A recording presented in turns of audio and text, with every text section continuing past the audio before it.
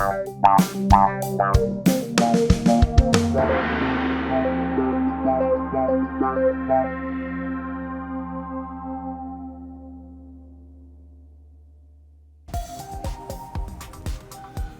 good fiberglass pour is all about procedure. Here are the steps we use to build marine pieces from scratch. You can form Kusa wood or marine plywood into the desired shape. Then encase it in multiple layers of fiberglass so they become waterproof and super strong. The first step is to make sure all the surfaces are clean. Use acetone to wipe down surfaces and make sure they are free of contaminants. Fiberglass mat is cut to fit the piece. Then we add catalyst to the liquid polyester resin according to the instructions. The amount varies based on atmospheric conditions. Once catalyzed, the resin will activate and harden in a matter of minutes, so you're against the clock to spread all the material before it hardens in the cup and on the paintbrush.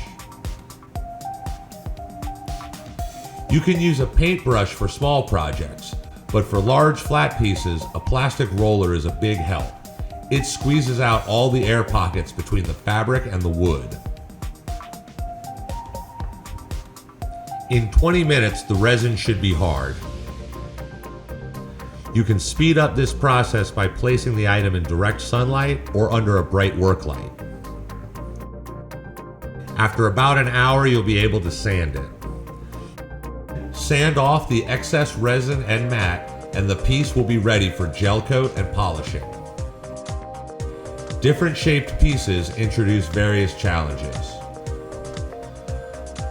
For square corners, pay special attention to how you run the lap around the narrow edge, because you don't want any cracks or separations between the large flat plane and the narrow edges on the side.